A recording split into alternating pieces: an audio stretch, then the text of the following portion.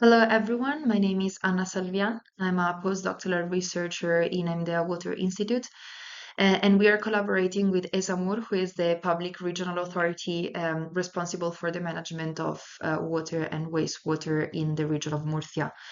Today I'm going to show you the wastewater treatment case of the TRINEFLEX in Spain, and I'm showing you what we have done and the results of the project.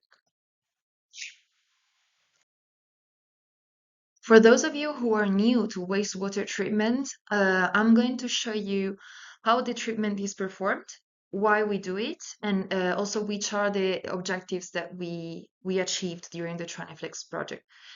So the aim of a wastewater treatment plant is to remove organic matter, but at the same time other chemical and microbiological hazards present in the wastewater to ensure a safe discharge in the environment or to reuse the water.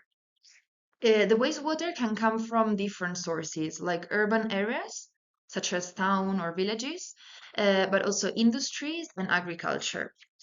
In the image below, you can see the wastewater treatment plant that we used as a demo case during the TRINEFLEX project, which is located in Alcantarilla, in the region of Murcia, in the south of Spain. During the TRINEFLEX project, we tried to achieve mainly three objectives. First, to reduce the grid energy consumption. Second, to improve the flexibility in how and when this energy is consumed. And third, to monitor and reduce the carbon footprint generated by the biological wastewater treatment process. The wastewater treatment is divided into three main steps.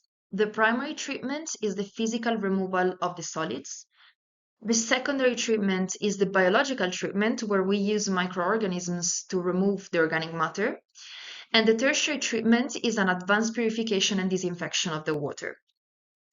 In parallel to the wastewater treatment, the sludge that is produced from the organic matter, especially during the secondary stages, is digested and the remaining part is dehydrated.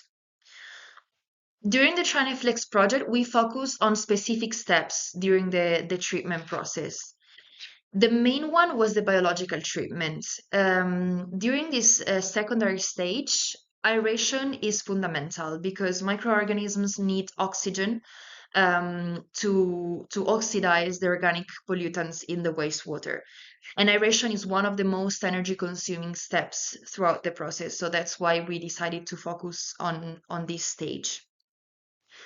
The second part is the sludge treatment, in particular the digestion, because through the anaerobic fermentation of the sludge, we can produce biogas, which can be a green energy source.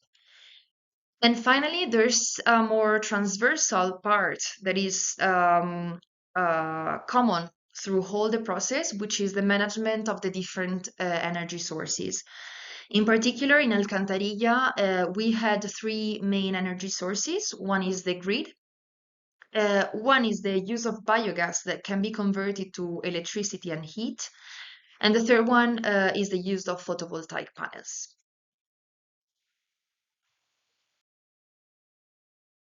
Take a closer look at the details of each of these three steps. So the biological treatment, as I told you before, has to be performed aerobically, so in presence of oxygen. And oxygen is supplied via aeration using blowers. The main problem is that the blowers consume around 60% of the total plant's energy, which makes the optimization of this step crucial. Regarding the sludge treatment, sludge is stabilized in digesters. You can see a picture here, where the part of the sludge is converted into biogas, and the biogas can be converted into electrical and thermal energy using a CHP engine. CHP stands for Combined Heat and Power. To increase the production of biogas, it's possible to mix the sludge with other industrial waste rich in nutrients that can improve the biogas production. And finally, regarding the management of the energy sources, as I told you before, in Alcantarilla, there are three main energy sources. And deciding when and how to use them, it's quite complicated because there are other things to take into consideration, which are the restriction of the process. For example, we can't reduce the aeration below a certain amount, otherwise the water can't be treated. Uh, Restrictions of the equipment. For example, we can't switch on and off the CHP engine all the time, otherwise the machine breaks.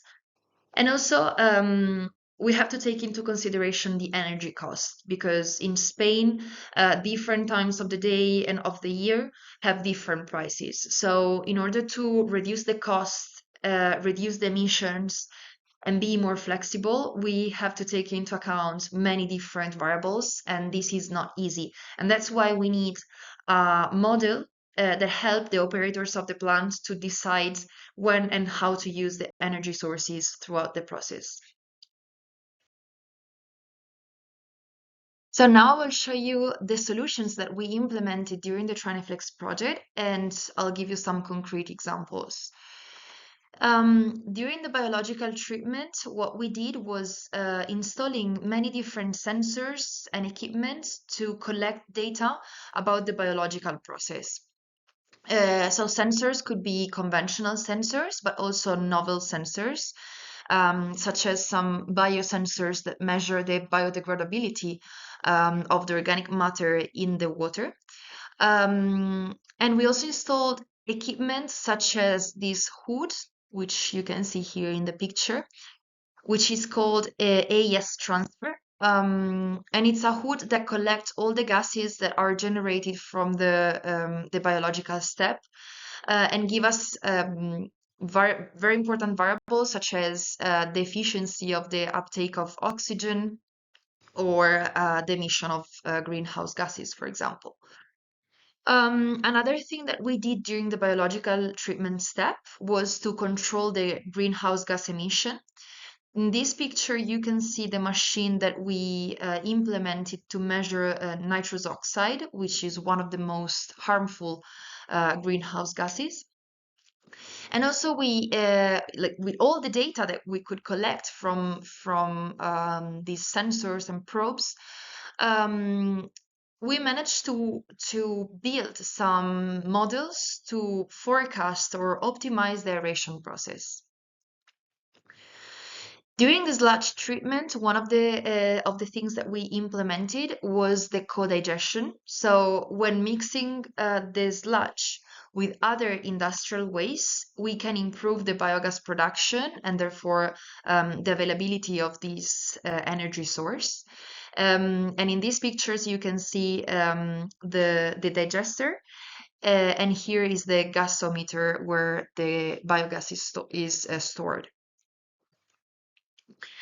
And finally, regarding the management of the energy sources, so as I told you before, we had like three different energy sources. In this case, this is where the CHP unit is located in the plant, and these are the solar panels that have been installed during the project.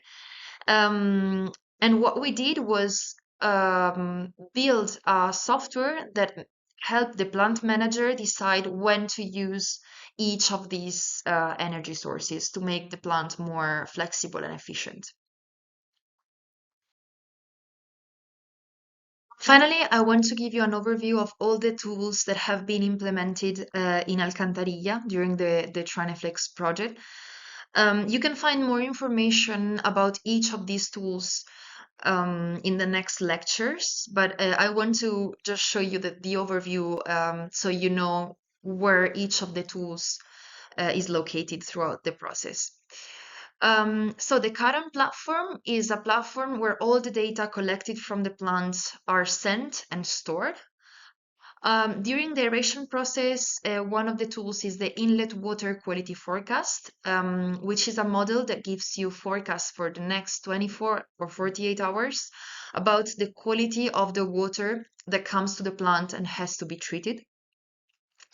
The aeration optimization service is a model that optimizes the energy consumed during the biological treatment and compares this optimized scenario with the real consumption of the plant.